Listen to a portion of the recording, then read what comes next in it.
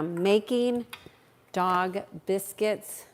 Just finished doing all my videos for a group healing, and I thought I would come on here for today's Being in Sync 366 video series to talk about emotionally disabled. What is it? Are you expressing it? Or do you know somebody who is? It is unfortunately very common where people have become very emotionally disabled. And a lot of people don't even know what that is. So it is so simple to identify. Emotionally disabled will occur with people who get stuck in their mind and they say things like, I am processing this right now. I am thinking about this right now. And then they will also do things like not get back to you about things. Okay, sorry about that. Apparently when your phone rings, the video can freeze. So getting back to what emotionally disabled people can do is they will avoid confrontation. They will not speak their truth frequently. They will go into fight or flight on a regular basis. They will not know or understand what is confusing them. They have to think things out in a very methodical way. And if it's not done in that way, then they struggle. That's called mental rigidity. And so when people have these emotional disabilities, if you will, they tend to only relate at a surface level. Although they might say they want to have a depth within their relationships, they really lack the ability or capability to really go to the heart of matters. Now, this does not make people wrong. It does not make people bad. There's no judgment about people who are emotionally struggling because a disability is a lack of connection. Ultimately, we are all looking to have connection within ourselves. And when we have that, we do not have those emotional hang-ups, those hooks that keep us from being who we truly are in our current expression. However, being emotionally disabled can be paralyzing to many. It could be paralyzing to people witnessing the person who is frozen, if you will, and literally there are aspects of their beingness that get frozen in time. And I know some people have asked me about time and space in the past, but there is dimensionalization of our soul that occurs, of our multidimensional aspects that can get frozen in time from traumas, from abuse, from a lack of connection. And that's really what emotionally disabled people do, is they freeze. Now, how do you get if you're experiencing this, how do you stop it? Well, you must stop processing from your head. You know, it's not an intellectual process to connect with the heart. It's an experiential process. Those are very different. And a lot of people try to put it in context. Well, I need to understand. No, you don't. You don't have to understand from the mind. You need to understand from the point of experience.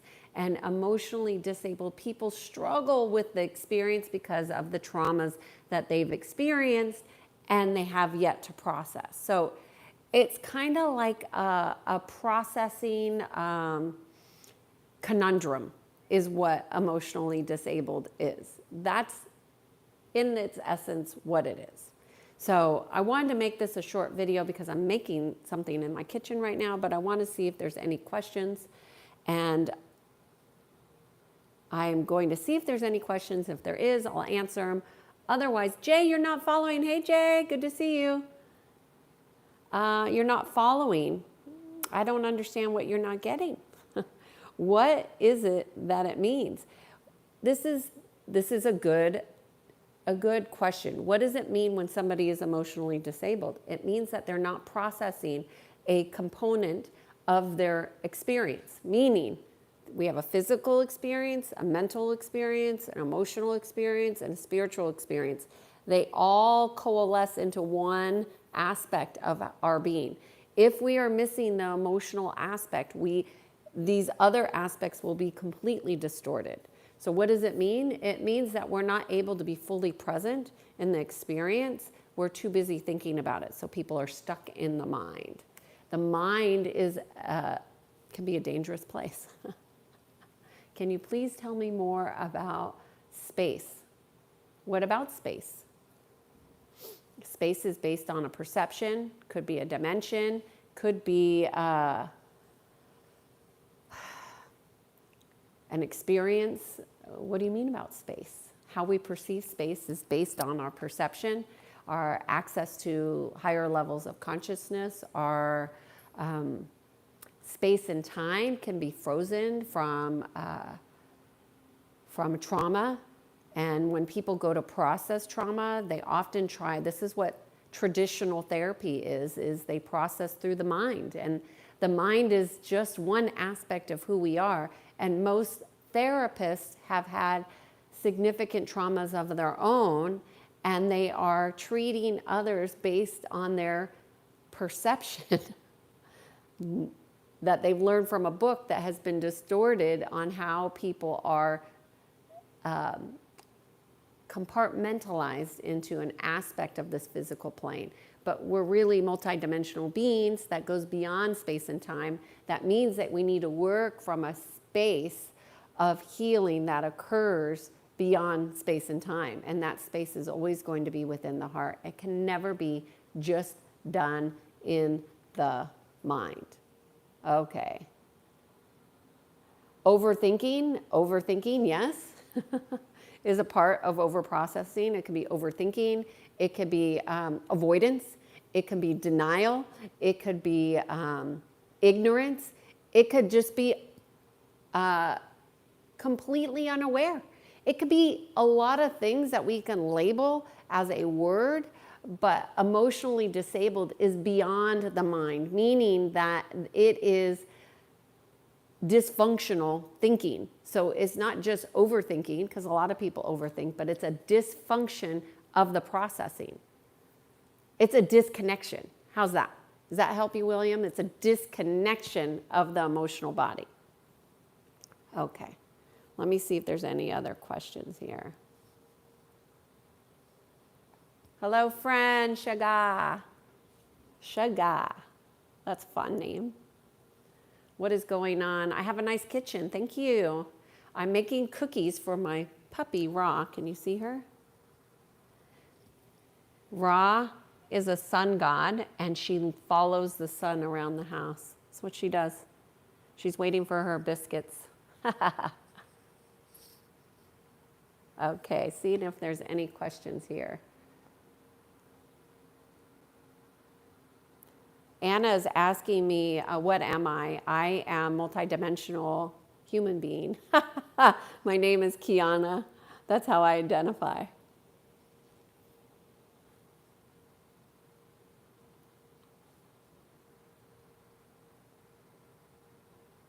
Just looking for questions here.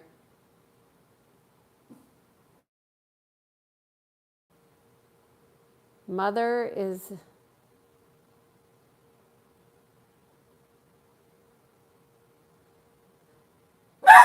Oh, she's saying the cookies are done. All right, so I'm going to undo these cookies. So do you have any questions as it pertains to emotionally disabled? I'm going to leave them in for another 5 minutes. So you have 5 more minutes to ask questions.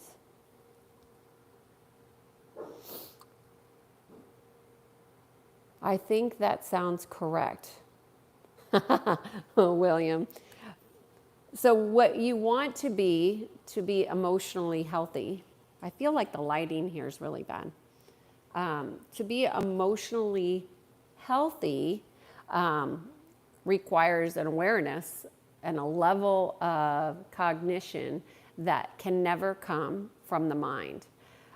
Being emotionally healthy means that you're looking, seeing, sensing, how am I growing and evolving emotionally. This is where so my expertise is in emotional intelligence.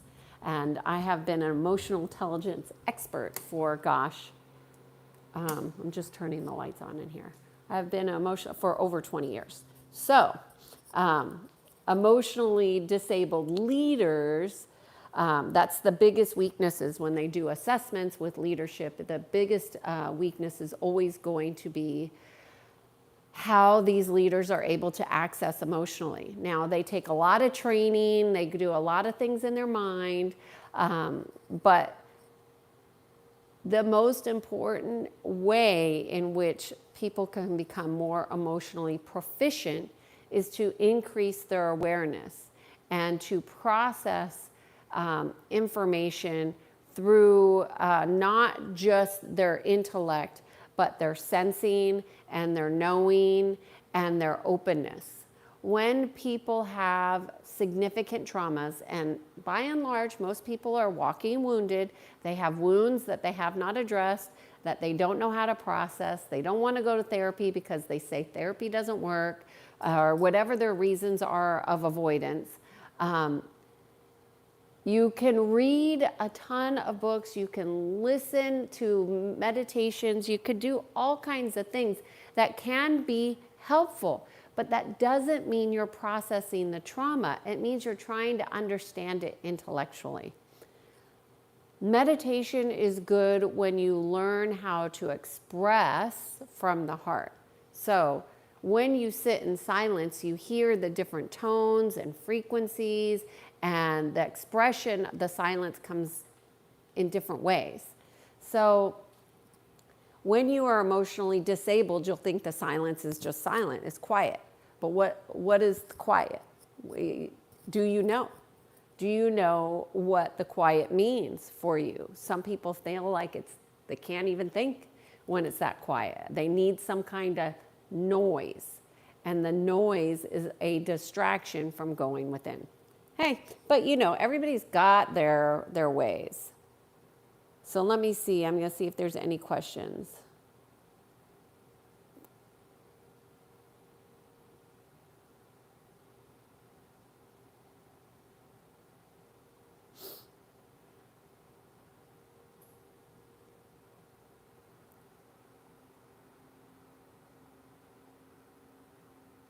I'm just looking for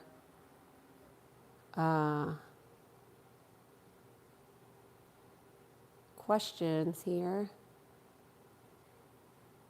Staying off the grid. You are not a very nice person. Where do I live?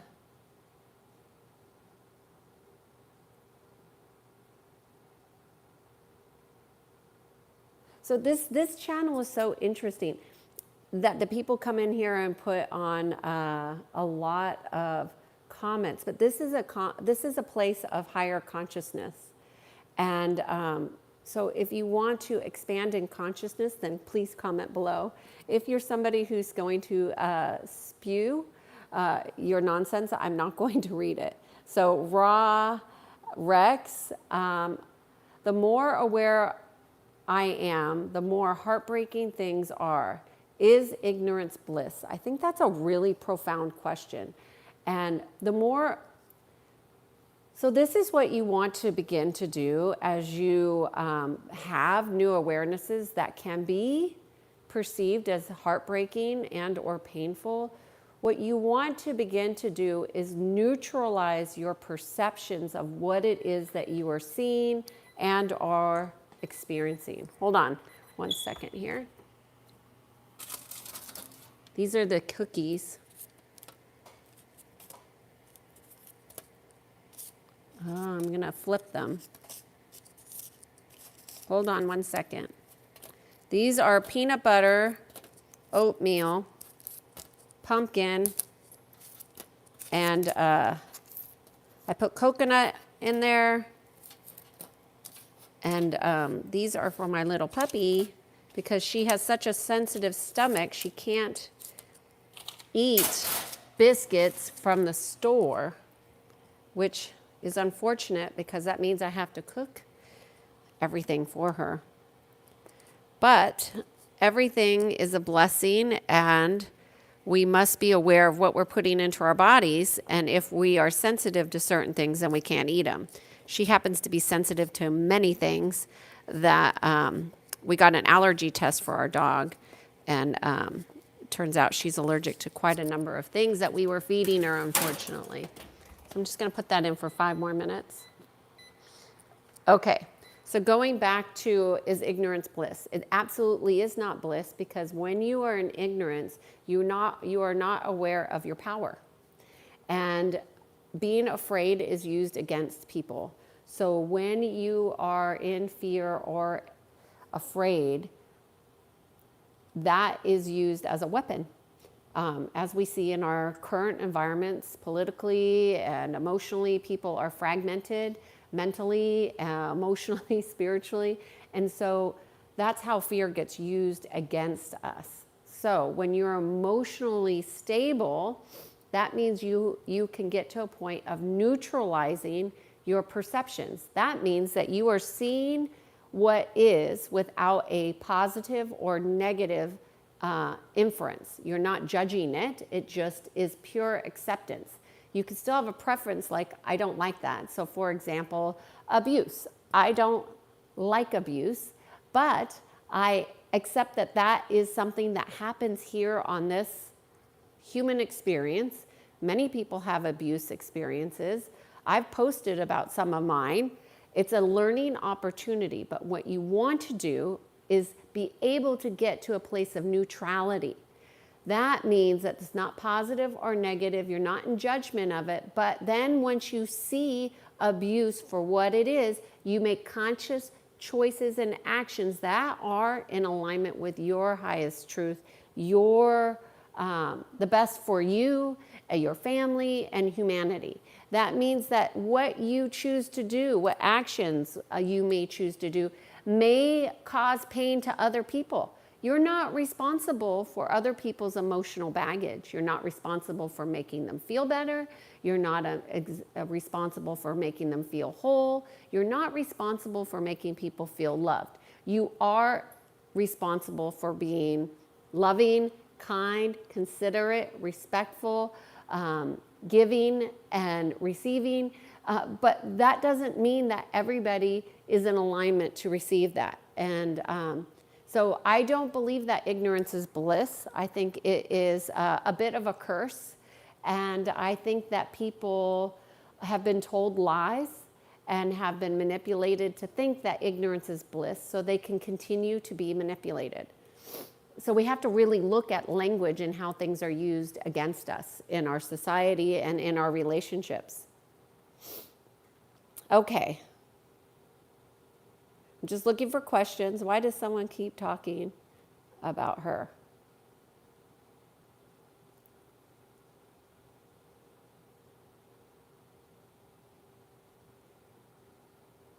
When somebody has to tell you that they're really a good person and why don't these people like me, that is really a reflection of how they're incongruent with themselves. So if somebody has to tell you how they are, that means that they think they're being misinterpreted. But people know their experience of you. And if you're not nice, you're not nice.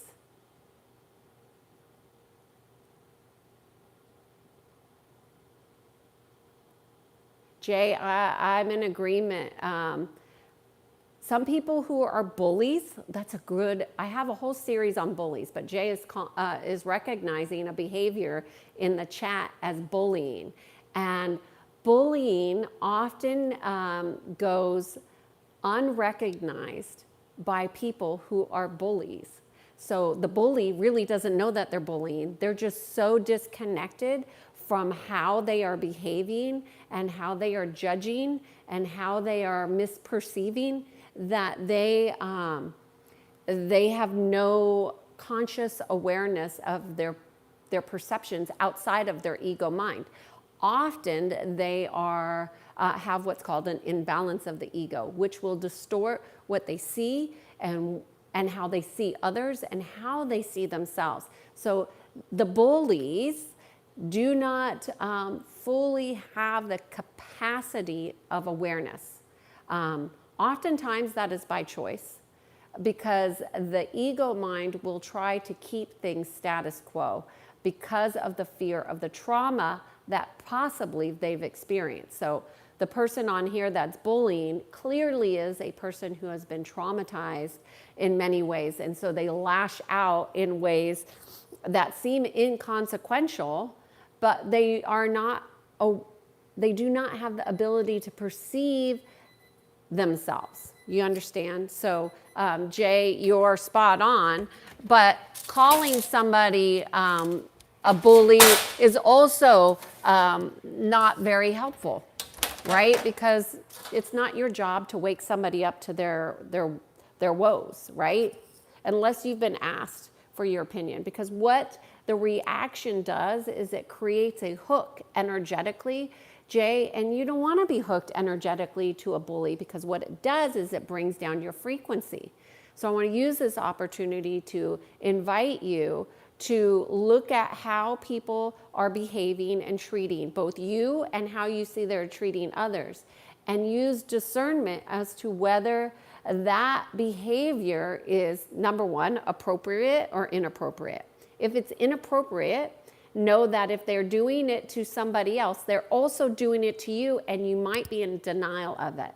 So if you are not able to see how a bully is bullying you, but you could see them bullying others, that means there's a lack of awareness around that particular situation, perhaps that person, and this is a big one. You may not want to see them as they truly are, because if you see them as they are, as a bully, as somebody who's unkind, unnice, who manipulates and tells lies, then you might have to make a decision that's very uncomfortable. That is how people stay in trauma, because they would rather people be how they want them to be rather than how they are. And so they go into this disillusionment of, well, they're not that bad to me. They don't do this to me. But that's not true. A bully bullies everybody. They don't just bully one person. They manipulate everybody. They don't just manipulate one person. And so it's just a matter of, are you willing to see? I appreciate you, Jay. That is really, really informative.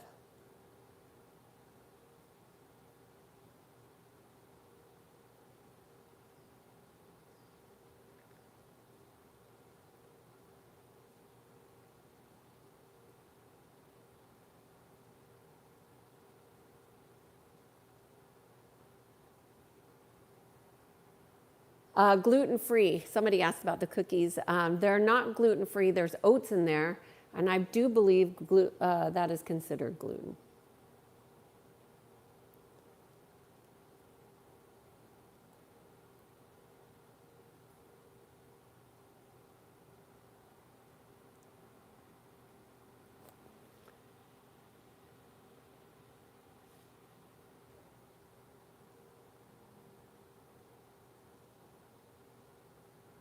Namaste.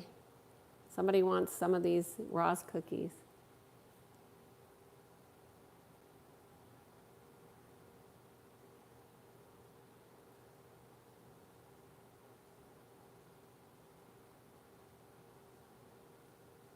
Thank you, Ra Rex. I'm glad that was helpful.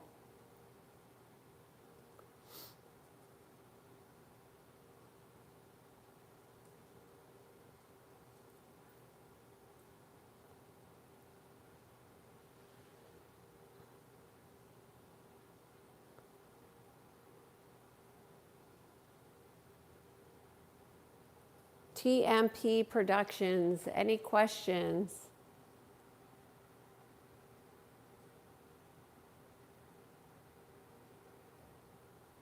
Okay, am I a therapist? No, I am not a therapist. I do what is called energy psychology. which is very different and nothing like therapy.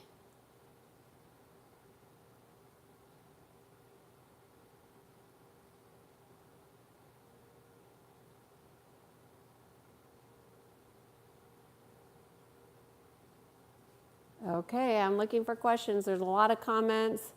Does narcissism play a part in bullying? It can. It absolutely can. Bullying is an expression, right? It's a behavior. It's a series of behaviors. Narcissism is a diagnosis, okay? A narcissist is something that has been diagnosed by a therapist, let's say, or a psychiatrist. But, most narcissists don't go to therapists because nobody's going to tell them what to do. But ultimately, all narcissism is an imbalance of the ego. It's somebody that's so in their ego mind that they have, and there are different levels, and I did a series on narcissists in this Being in Sync 366 video series. When you balance the ego, then you can find neutrality easy, okay? When somebody who's imbalanced in their mind goes off to where they will be in this fragmented state, which is what a narcissist is. They have a massive fragmentation of the mind, and they believe what they believe their lies, they believe their manipulation, they believe that what they're doing doesn't do that harm. So they don't even know who they are. And a lot of these people get taken over by dark forces, dark energies. So they will have, like I saw a picture of somebody the other day that had a ton of energy that was dark. They're just dark around them, but they look pretty, meaning that they look light, they look,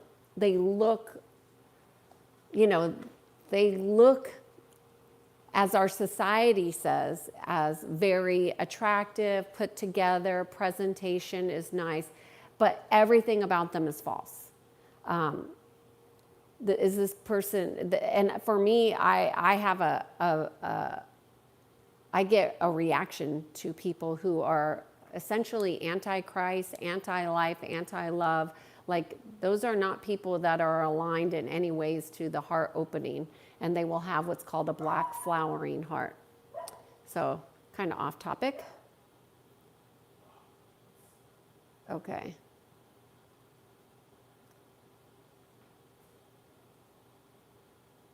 There is so many people that need to go in timeout here. Can you please have a cookie? Why are the hindsight always 2020? Francis, I don't even know where that came from, but I'm going to go research that. That's a great question. I think that our language, that's something I'm starting to look at more and more. I think our language is so interesting. I'm a really big bully. Maybe I should change. Steve, if you have that awareness within yourself, that's beautiful.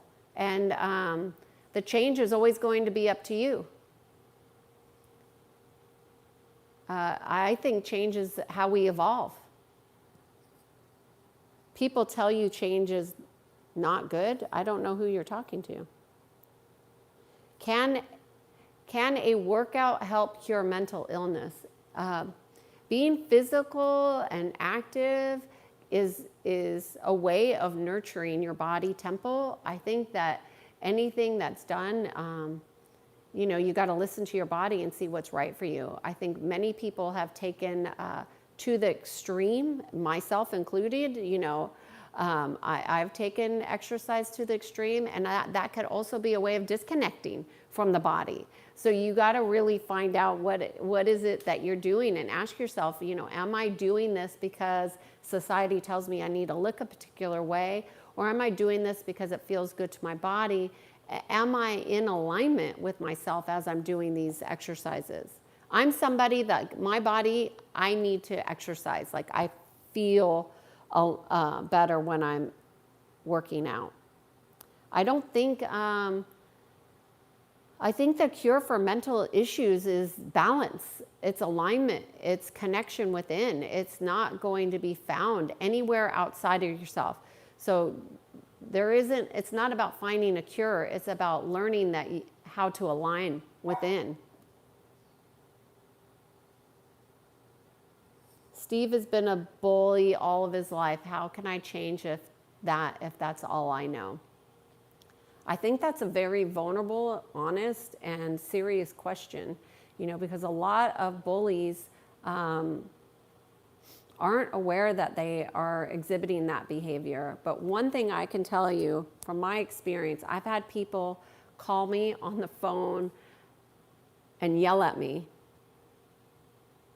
And then I went and met them in person and they cried for a full hour. So I'd say most expressions of anger are just a lack of awareness of the sadness and the despair that people feel within. So what I would suggest, Steve, is working with somebody that you trust. Like I worked with this gentleman that was yelling at me. I didn't judge him for his yelling. I knew he was hurting. So I think we need to become more aware of the hurts that people have and just create the space for them to feel so they can become who they really want to be.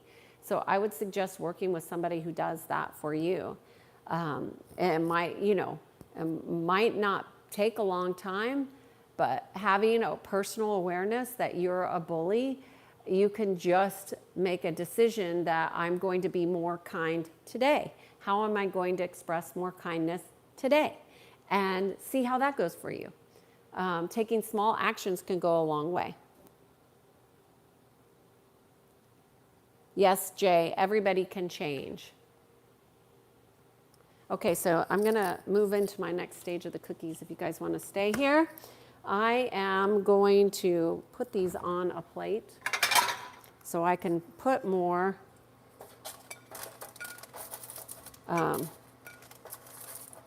on here. Oops, they're breaking. So if you have any questions about mentally disabled, Steve, I will say I have a couple video series that you might find helpful about bullying that might be helpful. I also have a whole series on manipulation and how bullies and how people who bully also can become portals for darkness, and they don't even realize it, because bullying is just is really, in its simplest form, it's a disconnection of the heart, right? So people who are connected do not bully. They are kind, they are loving, they are sincere, but people who are in disconnection, whether it's mentally, physically, or emotionally, it doesn't matter, they can be bullying. And I think one thing a lot of people don't really understand is that silence is really toxic towards a lot of people, but it may not be seen as bullying, but it's certainly a tactic. Silence, ignoring, as I mentioned, it can come on and make different sounds and tones. So if anybody's ever given you the silent treatment, you know exactly what that is, right? That's not the act of kindness. That's not the act of love. It's not the act of sincerity. It's an act of control and manipulation. But people don't really understand silence because they lack that connection within themselves where they're at peace. When you lack peace, it's difficult to discern abusive behaviors, and therefore people often accept abuse as just a part of life when it's really, it doesn't have to be that way. It is that way because we have an agreement with that behavior. And how we go into agreements is, because we're unconscious that we've gone into agreement. So you got to become more conscious, more consciously aware. And when you become more conscious, you can change those things of which you've been in agreement with. But most people think, well, I don't like bullying, so I'm not in agreement with it. but you don't know that you're resonating in alignment with that bullying, and the data for that is your experience. So, is your experience wrong? Well, if you're fragmented in your mind and you're a super narcissist, perhaps, but you won't know until you start to become more aware, more compassionate, more aligned within yourself, more aligned to God, more aligned to, the truth. So there's that. I'm going to see if there's any other questions here. Can a lack of self-esteem lead to narcissism? Absolutely. Lack of self-esteem will lead to insecurity, which is certainly a huge part of a narcissist, right? They're very insecure, and they don't like to admit it because they think everybody else is the problem, right? Because they're not perceiving their insecurities as insecurities. They're just behaving. So they're just acting in ways because that's what they know, but they haven't had the self-awareness or the self-love or the nurturing that is required to build self-esteem. So that's a good question. You see, narcissism is a very common experience because so many people are in their minds, right? So many people are in their minds and disconnected. So they're not, doesn't mean they're bad people. They're just not, they're just so disconnected that they, I don't spend time with narcissists unless they're a client that doesn't want to be a narcissist. And most clients that come to me, that are narcissists, and I've had many narcissistic clients, they're not narcissistic after the first session because once you balance the ego, you're not a narcissist anymore. But there must be a change in behaviors, which is often difficult because the brain is operating off of signals that are ingrained patterns, and these patterns must be adjusted in order to change the behaviors. And that's really the hardest part of change, right? Is changing what you've always done to be something that you want to become. And a lot of people lack commitment and discernment and courage and strength. And courage is, by the way, is an act of the heart. And when you're not connected with the heart, well then it's really hard to get courageous and have conversations that are difficult. Anyways, let me see. Is there any other questions? Can a lack of, okay, is your thoughts, what are my thoughts on suicide? I have a lot, actually. I have a friend right now who is working with somebody who's at end of life, and it's a very painful process, and as many of you know, and the person wants to end their life. And I think we all have our unique soul journey, and I am not in here in judgment of anybody who is in situations that we don't want to experience. However, suicide is not what people think it is. And they think they're just going to get out of this physical life. But if you think about suicide and how suicide impacts people, it's just in the physical. The soul is eternal. It never dies. So there's a rude awakening when these people get on the other side. And there is another side. And the other side is beyond the veil of what we see and experience in this physical form, if that makes sense to you. So, I gotta wash my hands. I got peanut butter all over my hands. Sorry. So, let me see. Is there any other questions here?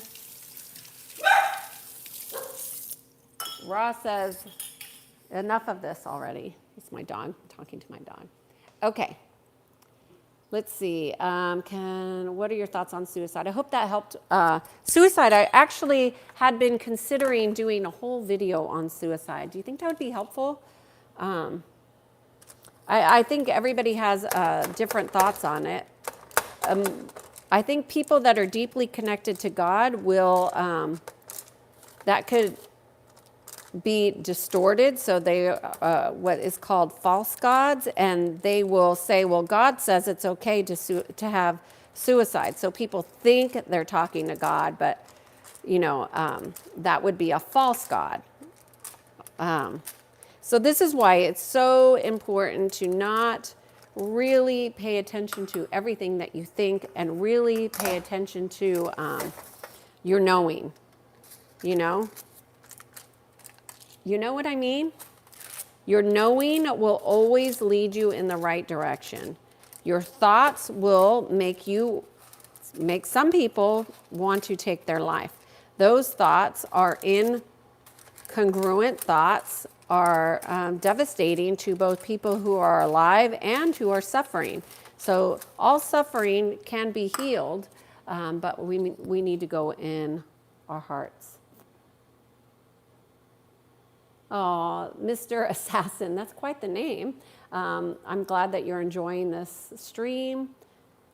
Jay, I live in California.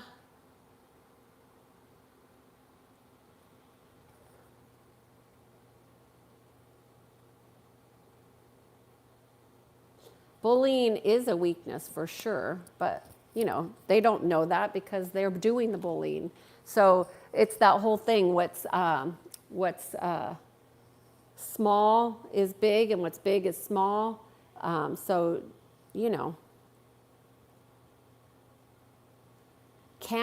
narcissists recognize other narcissists? Okay, I'm going to tell you a story. I've told this story before. This is batch number 2. Hold on. Okay. I have had a group president of a narcissist group, okay? Of this group, I'm going to take you guys back into the backyard. Of this group, the president of the narcissist group came to me to have a session. This was during COVID.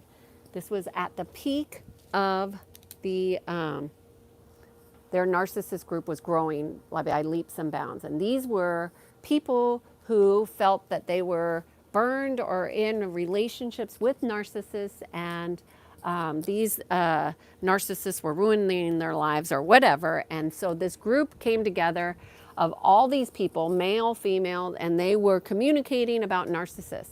They were so focused on narcissists that the president of the club was a narcissist until she came to me. She's like, oh my goodness, you've got to work with my partner in this group. So I worked with that partner. And then they said, this was such an amazing session. Everybody in the group should come and have a session with Kiana. So my entire schedule was booked with these people from this narcissist group. So I worked with all... Within a month, this whole narcissist group had disbanded. The 2 owners of the group they just grew apart. You see, because the narcissist is a resonance.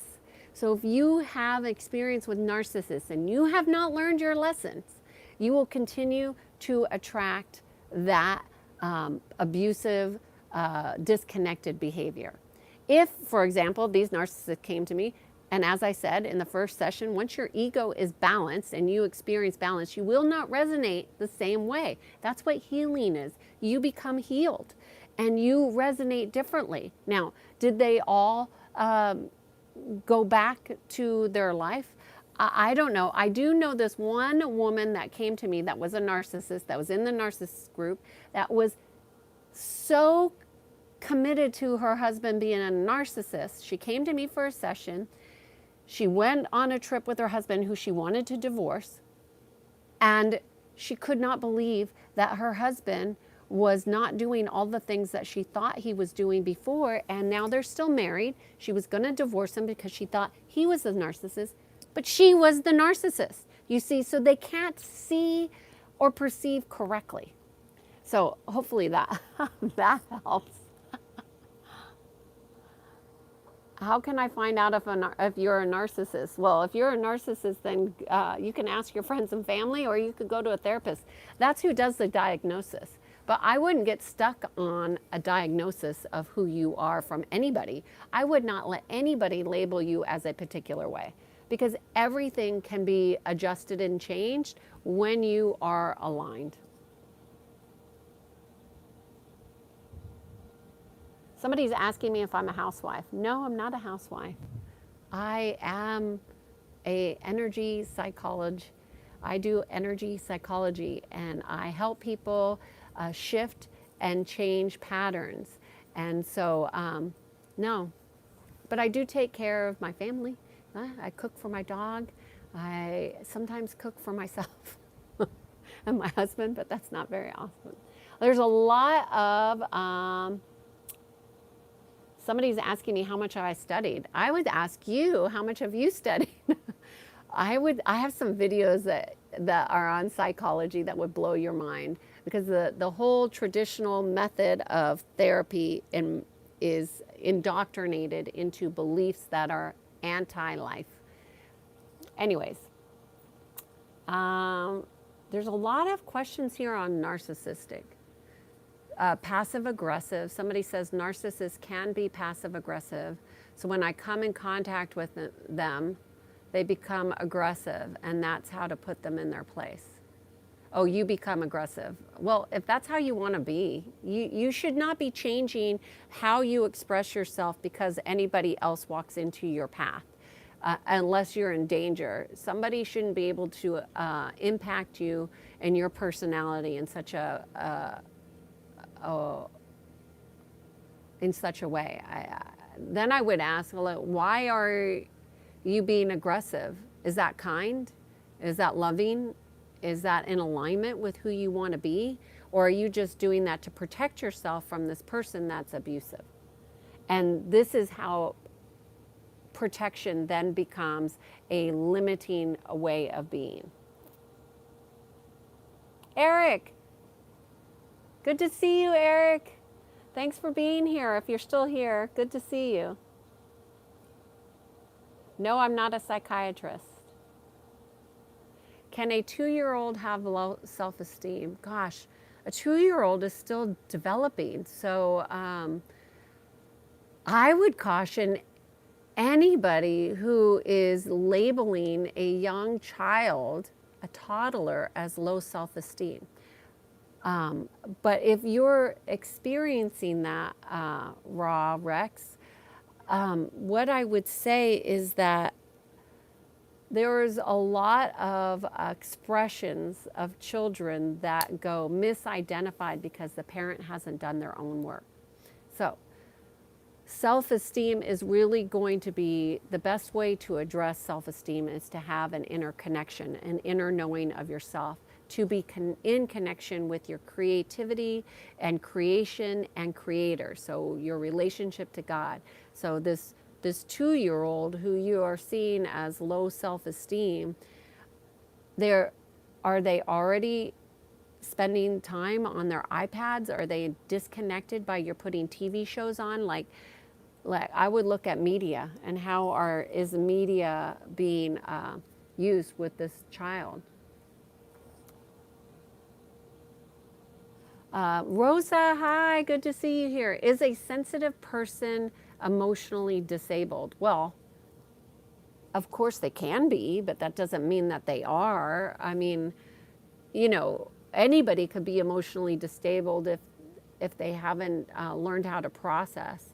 What I would say is that a person who is sensitive to energies and to other people's expressions have many vulnerabilities in their field that they need to address. And so if people are addressing the vulnerabilities in their field, meaning that they have developed a strong inner sense within themselves, those things won't impact them as much. Wounded healer is an archetype, but you don't have to be a wounded healer.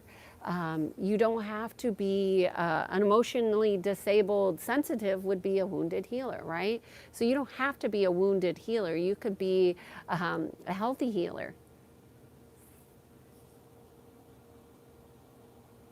Oh, somebody, the 31, what is that? 315 artist. Hi, the 315 artist. Good to see you here. Do you feel like people are more stressed nowadays compared to what? I mean, stressed now more than other. I think people are chronically disconnected from themselves and their knowing, and that causes stress. I think that's what I think about that. Do I think? I think we live in an environment where there's the energies are changing. I think perceptions are changing. I think truths are coming out, both in families and in the public eye, and that these truths can be very uncomfortable and stressful for people who do not have an inner connection and a strong knowing of who they are and what they are in alignment with. And that could be very stressful. So I guess the answer is yes. Is passive aggressive a form of narcissist? And I think, oh, somebody, Kara is saying they think it is a form of narcissist. And I think they're trying to say something and they don't know how to say it. You know, confusion is an expression of narcissism. So Kara, I think that's what you're saying, is that they are not being truthful, meaning they are lying, which is what passive aggressive is, right? They are not able to fully access themselves emotionally and spiritually, and therefore they are acting out in ways that they don't understand. Either way, that's none of your business. What is your business is, why do you continue to interact with people who are incongruent? You know what I'm saying? Like, why do you do that? Like, I mean, I do it for business. You know, I help people align within that they're not out of their minds. They want to heal. They want to be healthy. They may say, I want to make more money. That's oftentimes why people start coming to me. I want a better job. I want to make more money. I want to have a relationship. I want to feel better. I want to get out of anxiety. Those are the top 5 reasons why people come to me for sessions. And, you know, what people think they want and what they need are often very different. Does meditation work? Meditation is good always. I think you need to learn meditation and practice without interference, meaning without apps and without these very commercialized meditation aspects.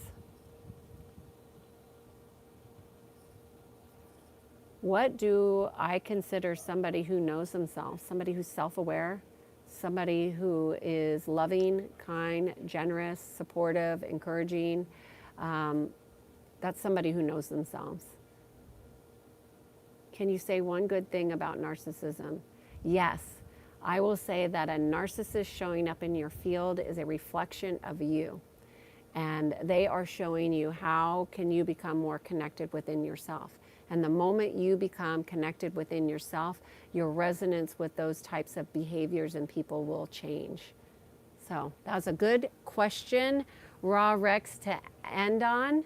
I thank you all for being a part of my cooking day and doing a live in a different way. And I hope you have a great day. I'm Kiana Sage, and I guide people to peace. Thank you so much for being here. Bye.